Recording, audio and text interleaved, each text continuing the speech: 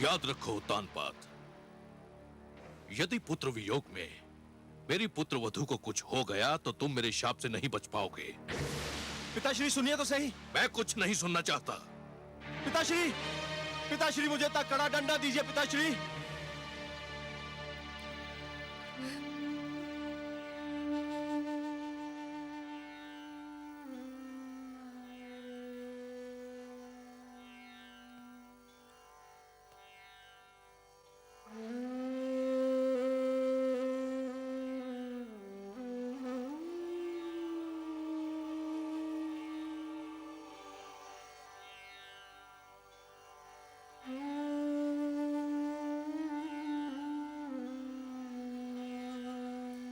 आपने सत्य ही कहा पिताश्री। मैं ना तो अच्छा राजा बन सका, ना अच्छा पति, और ना ही अच्छा पिता। मुझे दंड मिलना ही चाहिए। और यह भी सत्य है कि राजा को दंड स्वयं राजा ही दे सकता है।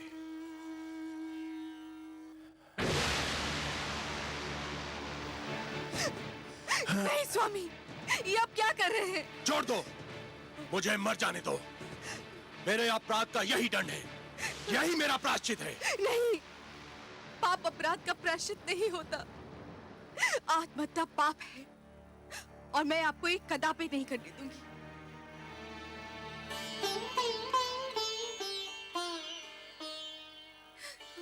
क्यों रोका मुझे? मुझे मर क्यों नहीं जाने दिया? क्यों रोका मुझे? मेरी आंखों से बहने वाले पुत्र वियोग के अश्रु को तो आप पोंछ ना सके। मेरी मांग का सिंदूर पोंछ देना चाहते थे। गोद सूनी हो गई, मांग भी सूनी कर देना चाहते थे। पुत्र के लौटने की तो मैं प्रतीक्षा कर सकती हूँ। आपको कुछ हो जाए तो मैं क्या करूंगी? तो फिर मैं क्या करूं? मुझ में तो इतनी शक्ति भी नहीं है कि तुमसे क्षमा याचना कर सकूं।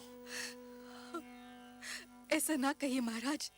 जब ऐसा ही है तो ऐसा क्यों ना कहूं? दोष तो मेरा ही था और दंड तुम भोग रही हो। पिताश्री ने आकर मेरी आंखें खोल दी, पर दुख तो इस बात का है कि आंखें तब खुली जब समय बीत चुका था। वर्षा तब हुई जब खेती सूख चुकी थी। अब भी समय है महाराज। पुत्र ध्रुव अभी दूर तक नहीं गया होगा। तो फिर ठीक है, मैं स्वयं जाऊंगा अपने पुत्र की खोज में। मैं स्वयं खोजूंगा अपने पुत्र ध्रुव को।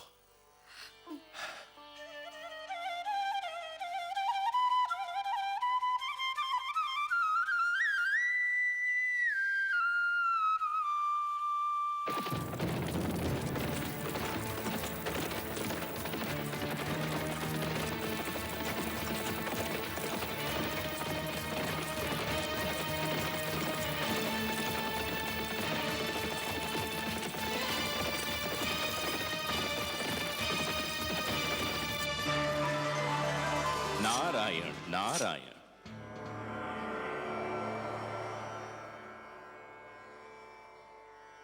आज बहुत प्रसन्न दिखाई दे रहे हैं देवर्षि।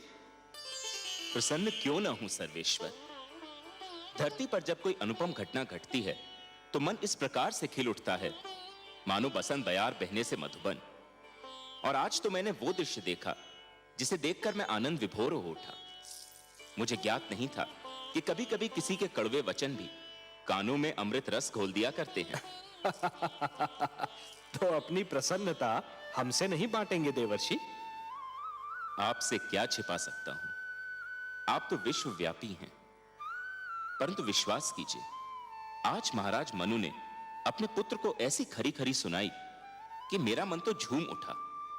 उत्तानपाद पर सुरुचि की मोह माया का जो रंग चढ़ा हुआ था, वो तो ऐसे उतर गया जैसे बरखा की बौछार पड़ने से वृक्ष पे जमी धूल उतर जाती है। मनु ने वही किया जो एक परिवार के सर्वे सर्वा को करना चाहिए था। नई पीढ़ियां जब अकारण ही आवेश में आकर अपने पूर्वजों के बनाए हुए अच्छे नियम तोड़ने लगे, सुंदर परंपराओं का त्याग करने लगे और अपने संस्कारों से विमुख होने लगे, तो बड़ों का कर्तव्य है कि उन्हें भटकने पर टोकें, पतन से रोकें। जिस प्रकार एक अंकुश मदमस्त हाथी को अनियंत्रित होने से रोकता है, उसी प्रकार बड़ों का उपदेश छोटों को भटकने से रोकता है। परंतु मुझे आश्चर्य तो इस बात पर हुआ कि उत्तानपाद चुपचाप सिर झुकाए अपने पिता की फटकार सुनता रहा। इसमें आश्चर्य की कोई बात नहीं है देवर्षि। जिस प्रकार देर तक सोने वाले को सूर्य की तीव्र किरणें जागने के लिए विवश करती हैं, उसी प्रकार मनु के कटु वचन ने उत्तानपाद को झिंझोड़ना चाहा था। और पुत्र को भी पिता का इसी प्रकार आदर करना चाहिए, क्योंकि पिता ने पुत्र से अधिक जीवन जिया होता है। पिता के अनुभव पुत्र के अनुभवों की तुलना में कहीं अधिक विशाल, अधिक व्यापक और समय की कसौटी पर अधिक खरे उतरे हुए होते हैं। देवर्षि, नवीन पीढ़ियों को भी यह जान लेना चाहिए कि जीवन मार्ग पर उनके पहले के यात्रियों, उनके पूर्वजों के पदचिन्ह उन दीपकों के समान हैं जो उन्हें सही राह दिखाते हैं। मनु ने उत्तानपाद को उचित मार्ग दिखाया। उचित मार्ग? आपकी लीला भी विचित्र है मायापति। आपने ध्रुव को अपनी ही खोज में भेज दिया और उधर महाराज उत्तानपाद ध्रुव की खोज के लिए निकल रहे हैं। और इस बात को आपसे अच्छा और कौन जान सकता है कि ध्रुव का आप तक और उत्तानपाद का ध्रुव तक पहुंचना कितना कठिन है। कठिनाइयां ना हो तो मानव जाति में चुनौतियां स्वीकार करने की क्षमता ही समाप्त हो जाए।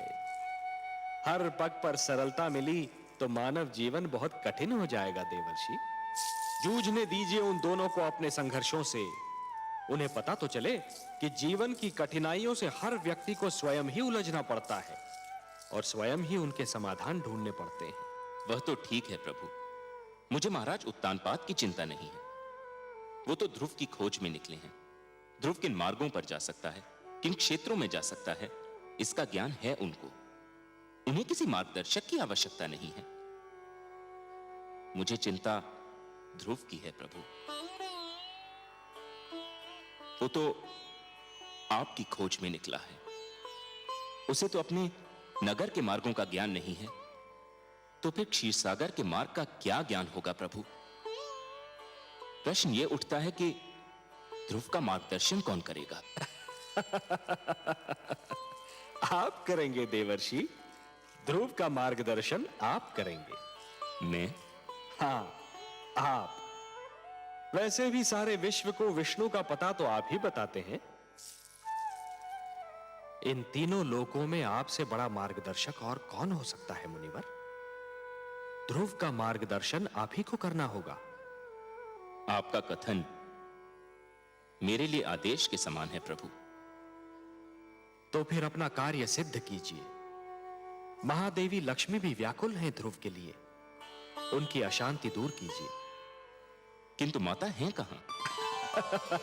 माता है ना।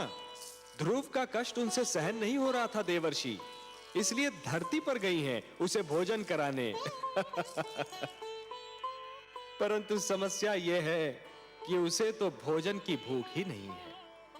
उसे तो केवल हमारे दर्शन की प्यास है, और वह प्यास उसका मार्गदर्शन करके आप ही तृप्त कर सकते हैं मुनिवर।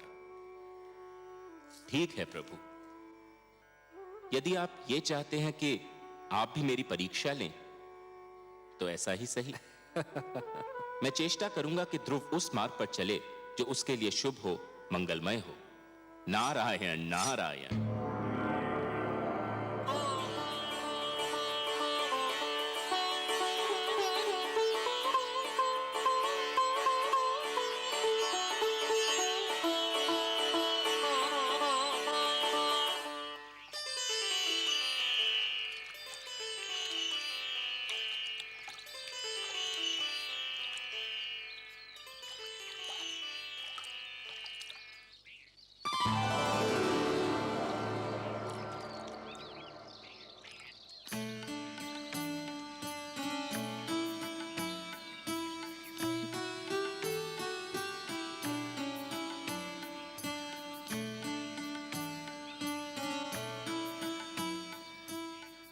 अरे माता आप हाँ, मैंने सोचा तुम जाग गए होंगे, तुम्हें भूख लगी होगी ना। आपने मेरे प्राणों की रक्षा की, मेरा इतना ध्यान रखा, पर अभी तक आपने अपना पूरा परिचय भी नहीं दिया।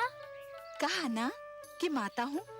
माता का परिचय क्या? माता तो एक नाते का नाम है, पर जिससे इस नाते का संबंध होता है उसका भी अपना एक नाम होता है।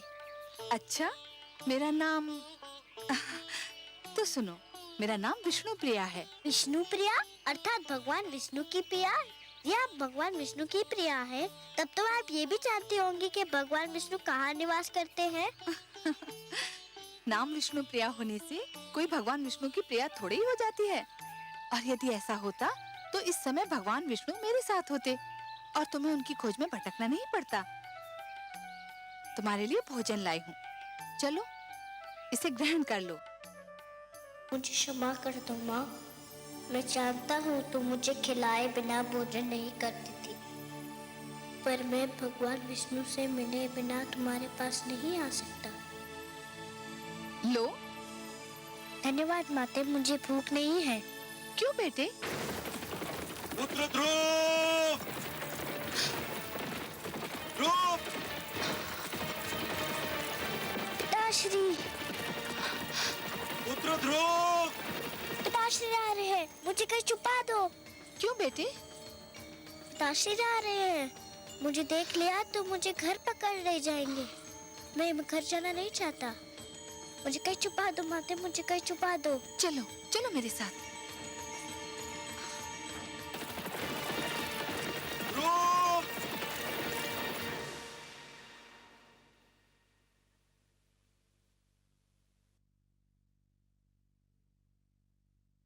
राजा ध्रुव कहाँ चले गए हैं माते?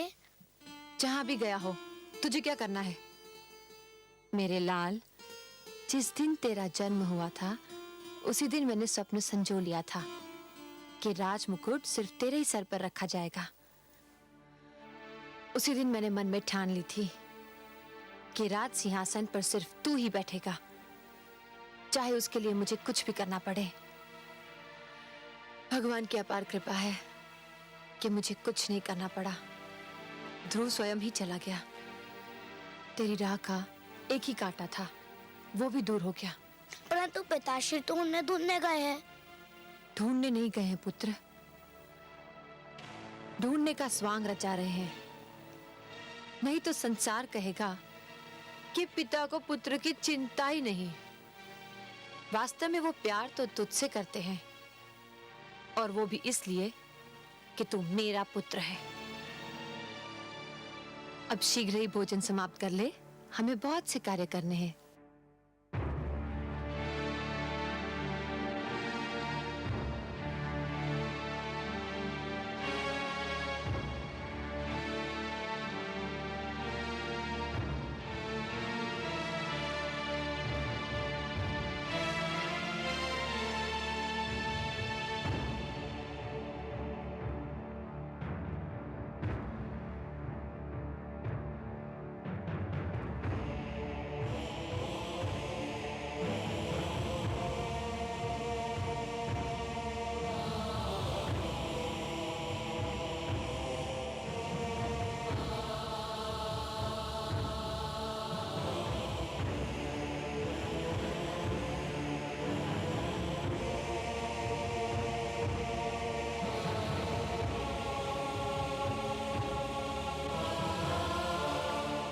मैं आपसे क्षमा मांगने आया हूं राजगुरु।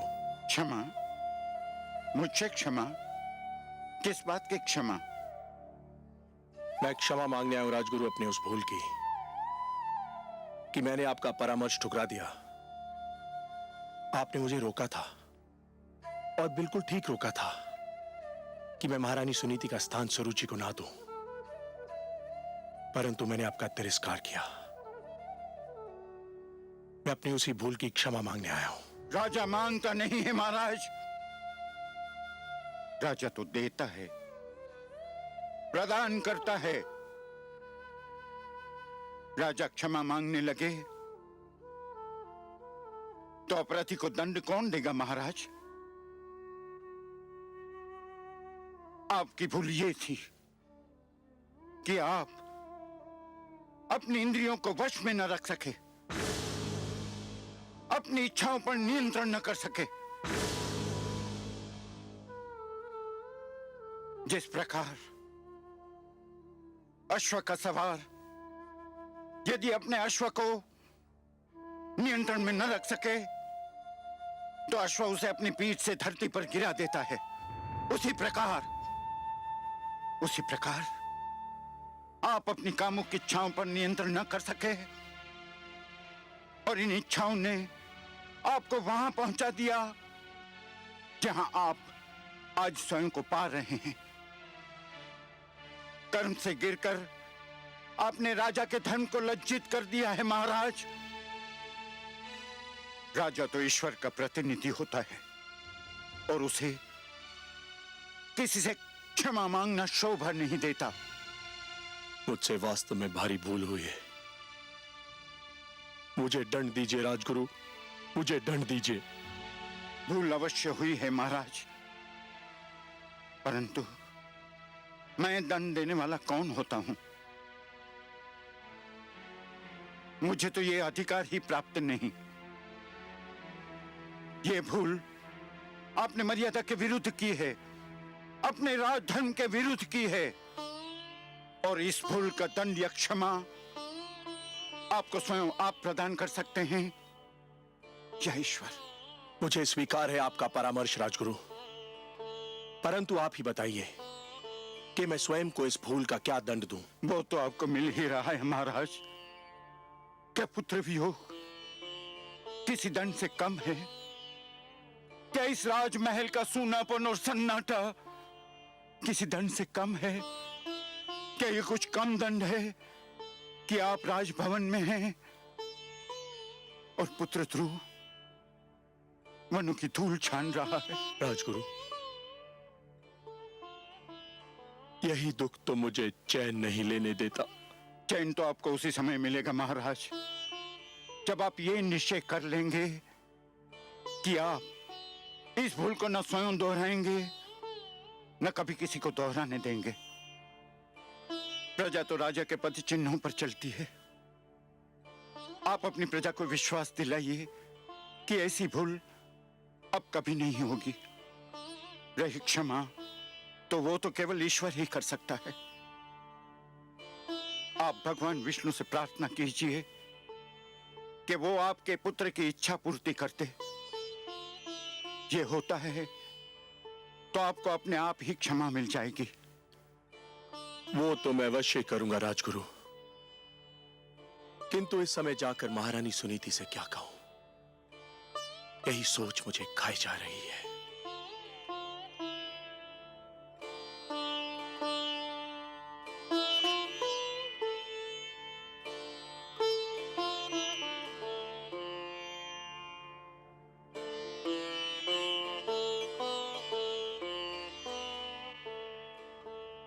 कुछ तो खा लीजिए महारानी जी।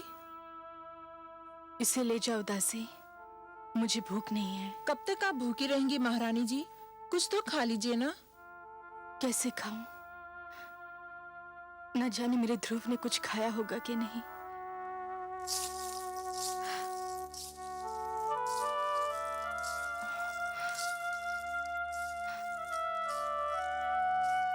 मेरा पुत्र महाराज।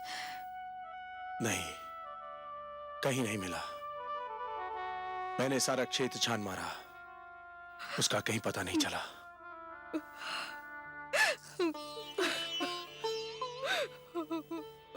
सुनीति, ये सब मेरा ही किया धरा है। दिग्विजय उतानपाद अपने अनंतपुर में पराजित हो गया। सरूची के मोह जाल में आकर हमने आप पर और अपने पुत्र ध्रुव पर बड़ा ही अन्याय किया है। ऐसा ना कहे महाराज, ये सब मेरे भाग्य का खेल है। एक बार और चेष्टा करके देख लेते हैं। इस बार मैं भी आपके साथ चलूंगी।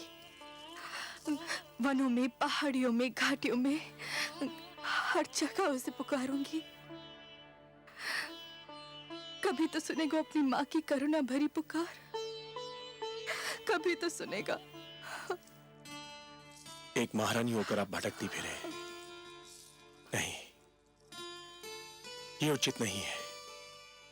महारानी सुनीति एक कदापि उचित नहीं है। एक महारानी के लिए उचित नहीं, एक माँ के लिए तो उचित है। पुत्र ठोकरे खाता फिर रहा हो तो माँ को महल में चैन कैसे मिलेगा? देर हो गई तो वो हमसे और दूर चला जाएगा। चलिए महाराज, चलिए।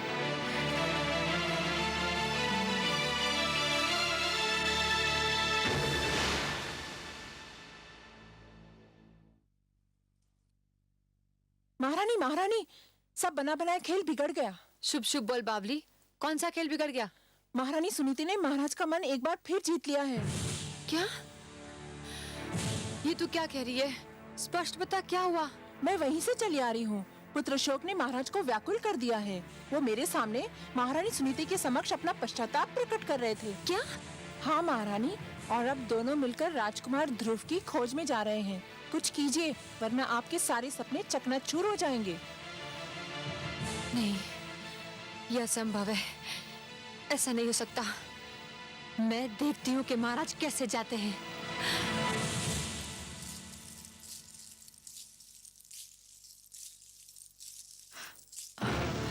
आप कहाँ जा रहे हैं महाराज? क्यों?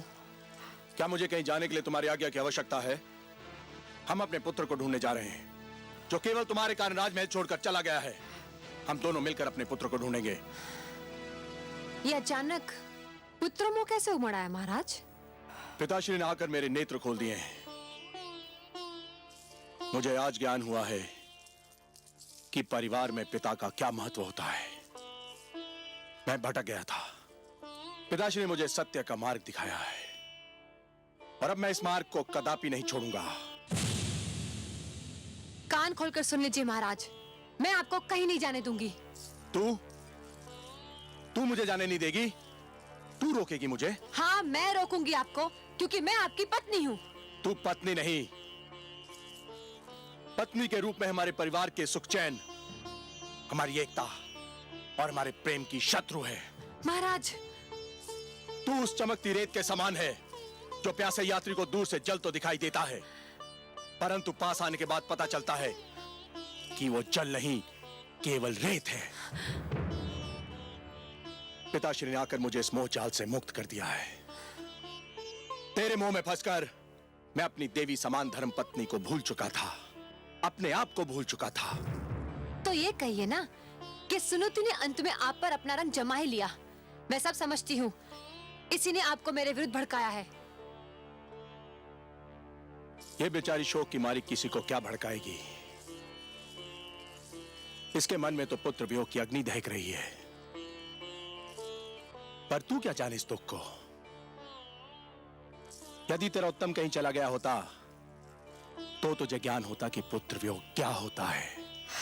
ये आप क्या कह रहे हैं महाराज? भगवान के लिए इतने अशुभ बोल अपने मुंह से ना बोलिए। भगवान ना करे कि वो कहीं चला जाए। वो केवल आपका ही नहीं, मेरा भी पुत्र है। उसने मेरी कोख से जन्म नहीं लिया तो क्या हुआ? माता कहकर तो वो मुझे भी पुकारता था। मैं तो यही सोचती थी कि ध्रुव के जाने के बाद उत्तम ही हमारे घर का दीपक है।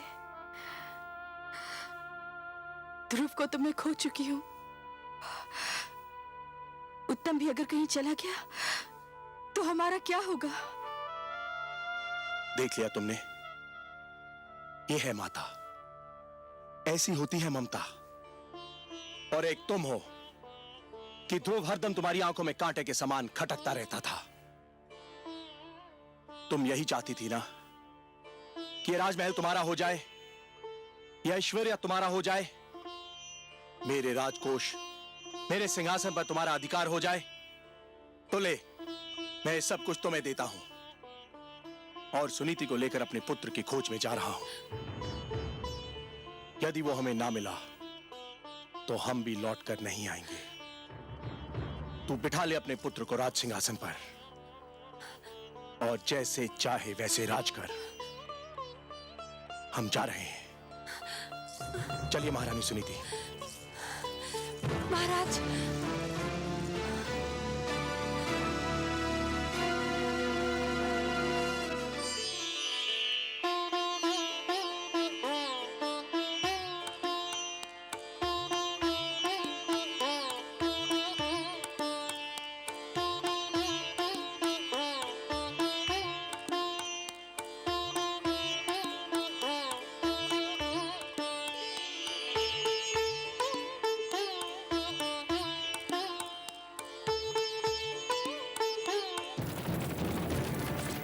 ध्रुव! ध्रुव! पुत्र ध्रुव! ध्रुव!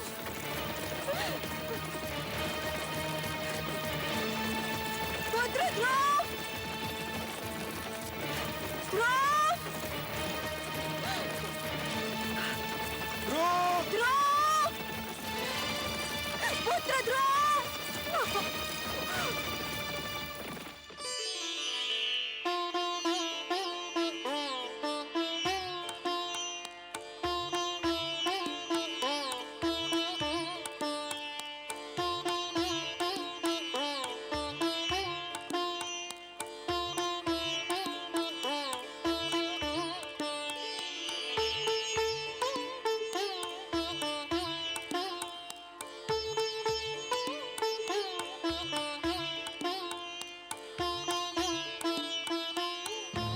नारायण नारायण।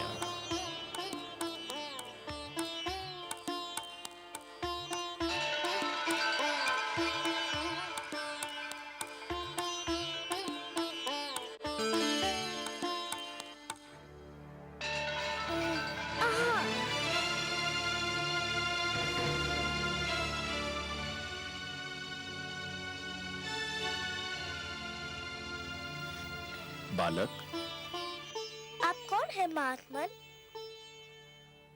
तुम प्यासे हो और मैं तुम्हारे लिए जल लाया हूं। क्या इतना जान लेना पर्याप्त नहीं है? मैं जल पीना नहीं चाहता। मैं भगवान विष्णु से मिलने जा रहा हूँ। बहुत लंबी यात्रा करनी है मुझे। जल नहीं पियोगे तो लंबी यात्रा कैसे करोगे? धर्म की साधना के लिए शरीर की रक्षा करना बहुत आवश्यक होता है बालक। लो, थोड़ा सा जल पी लो।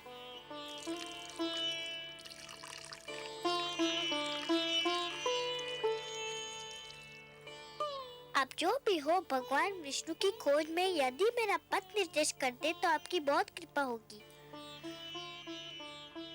तुम जितने कोमल हो पुत्र, तुम्हारा संकल्प उतना ही कठोर है।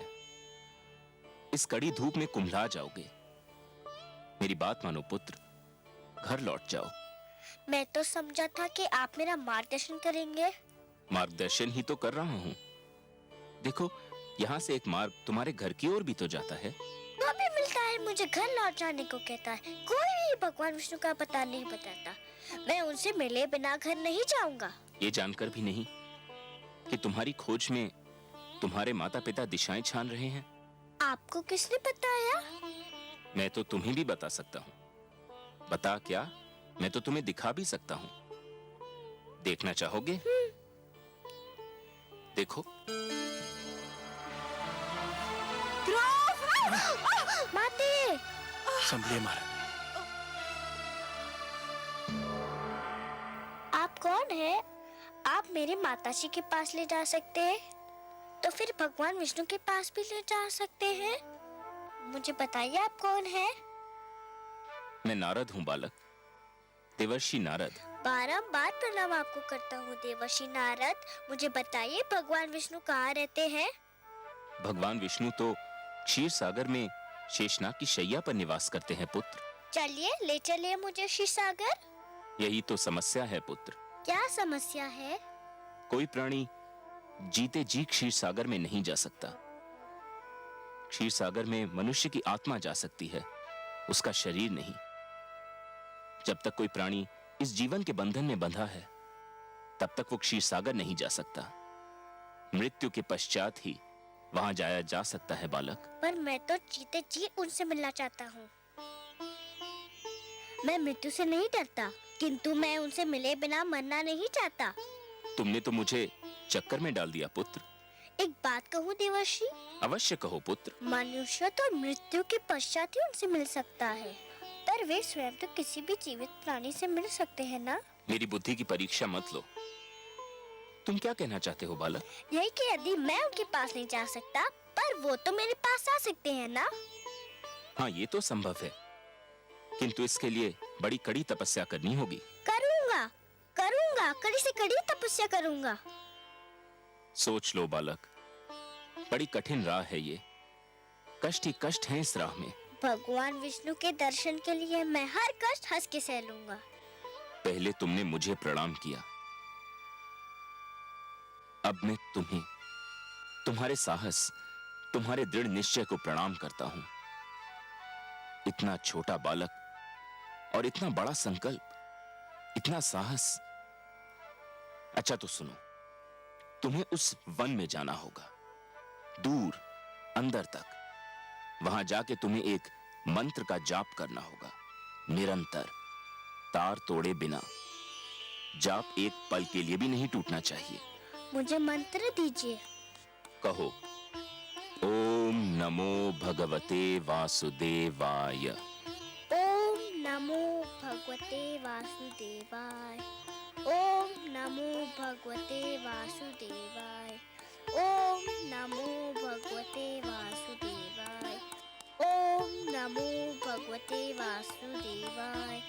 ओम नमो भगवते वासुदेवाय।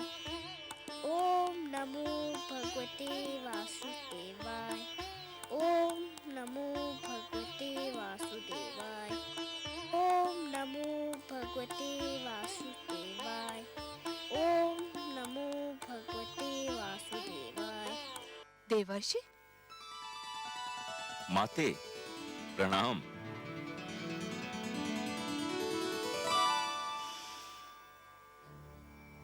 माते, क्या मुझसे कोई भूल हो गई है? आप मुझे कुछ रूठी रूठी सी दिखाई दे रही हैं। हाँ, मैं आपसे बहुत क्रोधित हूँ। आप भी कभी कभी ऐसे उल्टे सीधे काम करते हैं कि मन करता है आपसे कभी बात ही न करूं। मगर माते, नियम तो यह है कि दंड देने से पहले अपराध करने वाले को उसके अपराध के बारे में बताया जाता है। आपने तो मुझे अभी तक नहीं बताया कि मेरा अपराध क्या है। आपसे उत्तर नहीं बन पा रहा, इसके लिए बातें बना रहे हैं।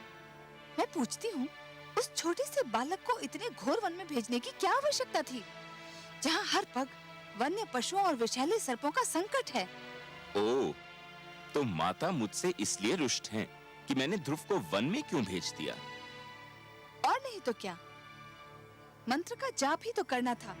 वो तो ध्रुव वहाँ भी कर सकता था जहाँ आप उसे मिले थे। एक कोमल काया को इतना बड़ा कष्ट देने की क्या आवश्यकता थी? परंतु माते, जहाँ मैं ध्रुव से मिला था वह एक खुला क्षेत्र था। तो क्या हुआ? नारायण नारायण। माते, आपको तो पता है कि ध्रुव के माता पिता उसकी खोज में निकल चुके हैं। हाँ, मैं जानती हूँ। माते, किसी खुले क्षेत्र में ध्रुव उनकी दृष्टि से बच नहीं पाता। कभी न कभी वह उसे देख ही लेते। यदि वह उसे देख लेते तो फिर घर ले जाने का प्रयत्न करते। यदि वो उसे घर ले जाने का प्रयत्न करते तो मंत्र के जाप का तार टूट जाता। यदि मंत्र के जाप का तार टूट जाता तो ध्रुव की तपस्या भंग हो जाती, और यदि ध्रुव की तपस्या भंग हो जाती तो भगवान विष्णु से मिलने की उसकी मनोकामना पूर्ण न हो पाती। इसलिए मैंने उसे एक ऐसे स्थान पर भेज दिया है जहां उसे कोई देख न सके। माते, ठीक है, किंतु तुम जानते हो ना कि ध्रुव मुझे कितना प्यारा है। यदि उसे कोई हानि पहुंची तो? माते, मैं उसके भाग्य के लिखे को तो नहीं बदल सकता। मैंने तो वही किया जो मुझे इन परिस्थितियों में उचित लगा। क्या अब भी आप मुझसे रुष्ट हैं? नहीं, परंतु संतुष्ट भी नहीं हूँ। एक बात कहूं माते? कहो। आप जब भी क्रोधित होकर मुझे डांटती हैं तो मुझे बहुत आनंद मिलता है। मुझे यूं लगता है मानो किसी सुंदर मधुवन से मुझ पर फूलों की वर्षा हो रही हो। नारायण नारायण।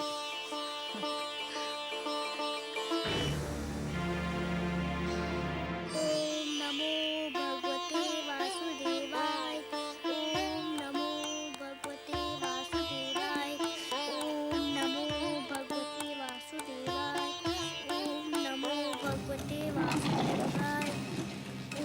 नमो भगवते वासुदेवाय।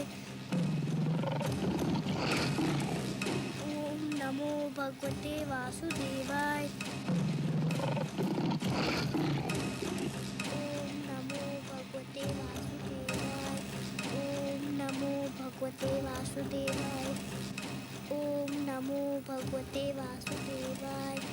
ओम नमो भगवते वासुदेवाय। ओम नमो भगवते देवाय। ओम नमो भगवते वासुदेवाय। ओम नमो भगवते वासुदेवाय। ओम नमो भगवते वासुदेवाय। ओम नमो भगवते वासुदेवाय। ओम नमो भगवते वासुदेवाय। ओम नमो भगवते वासुदेवाय। ओम नमो भगवते वासुदेवाय। ओम नमो भगवते वासुदेवाय। ओम नमो भगवते वासुदेवाय। नारायण नारायण। आइए देवर्षि आइए, स्वागत है आपका। बताइए, तो क्या आपकी कृपा दृष्टि हुई ध्रुव पर? क्या आपका मार्गदर्शन मिला उसे? ध्रुव का मार्गदर्शन आपने भी किसके पास भेज दिया था मुझे? वो बालक है ना, न जाने किस मिट्टी का बना हुआ है। देखने में तो छोटा सा है, परंतु संकल्प इतना दृढ़ कि बड़े बड़ों की बुद्धि चकरा जाए। इतनी छोटी सी आयु में इतनी महान अभिलाषा, और अब इस बात पर अड़ा हुआ है कि भगवान को स्वयं ही उसके पास आना पड़ेगा, और इसके लिए कुछ भी सहने को तैयार है। प्रभु, उसका मार्गदर्शन करते करते तो मैं अपना मार्ग भूलते भूलते बचा। उसे मेरे मार्गदर्शन की आवश्यकता नहीं लगती प्रभु। आप ठीक कह रहे हैं देवर्षि, आप ठीक कह रहे हैं। पतंगा जब दीपक पर अपना सर्वस्व न्योछावर करने की ठान लेता है, तो केवल एक ही वस्तु उसका मार्गदर्शन कर सकती है, दीपक की लौ और उस पर मर मिटने की इच्छा। फिर यही उद्देश्य उसका पूर्ण जीवन बन जाता है। ध्रुव के मन में जिस संकल्प ने जन्म लिया है देवर्षि, उस संकल्प की पूर्ति के लिए उसका मार्गदर्शन भी वही संकल्प करेगा। उस संकल्प के अतिरिक्त और कोई उसका मार्गदर्शन कर ही नहीं सकता। एक बात पूछने को मन कर रहा है जनार्दन। तो संकोच क्यों कर रहे हैं देवर्षि? पूछिए ना। हे विश्वेश्वर, जब ध्रुव के संकल्प से ही उसका मार्गदर्शन होना था, तो फिर उसके मार्गदर्शन के लिए आपने मुझे क्यों भेजा? यदि चंद्रमा उदित ही न हो देवर्षि, तो अंधियारी रात्रि के यात्री को कौन बताए कि उसकी यात्रा किस दिशा में होनी है? आपने चंद्रमा बनकर ध्रुव की आकांक्षा को दिशा दे दी देवर्षि। यह कोई साधारण और सरल कार्य नहीं था। मैं जानता था कि यह कार्य केवल आप ही कर सकते हैं देवर्षि, केवल आप, क्योंकि आप सृष्टि के सबसे श्रेष्ठ मार्गदर्शक हैं। जो आपने किया वो केवल उचित ही नहीं था, बल्कि सराहनीय भी था। आपकी सराहना के लिए बहुत बहुत धन्यवाद नारायण। किंतु माता लक्ष्मी कभी मुझे सराहें, लगता है ये मेरे भाग्य में नहीं लिखा है। मैं जानता हूं देवर्षि, आपने जो किया उससे माता लक्ष्मी यदि रुष्ट नहीं तो संतुष्ट भी नहीं है। यही कहना चाहते हैं ना आप? आपसे क्या छिपा है अंतर्यामी। हां, माता मुझसे अप्रसन्न है। वो विवश है देवर्षि, अपनी ममता के कारण विवश है वो। उनसे तो किसी की पीड़ा नहीं देखी जाती, और फिर ये पीड़ा तो उसकी है जिसे उन्होंने स्वयं अपना पुत्र मान लिया है। इसलिए आप पर थोड़ा सा क्रोधित हो गई थी। और फिर क्रोध का प्रदर्शन भी तो अपनों से ही किया जाता है ना देवर्षि। आपको अपना समझती हैं, आप पर कृपालु हैं, इसलिए कभी कभी आप पर अपने क्रोध के पुष्प भी बरसाती रहती हैं। आपको भी तो आनंद मिलता है इससे। आपने मेरे मन की बात कह दी प्रभु। सच पूछिए तो माता के मुख से यदि कटुवचन भी निकले तो उनसे मधु की बूंदें टपकती दीख पड़ती हैं। किंतु माता अभी देवलोक लौटी नहीं क्या? ममता चिंता का दूसरा नाम है। आपने तो ध्रुव को भेज दिया वन में, अब माता का मन तड़प उठा कि कहीं वन के पशु उसे कोई हानि न पहुंचा दे।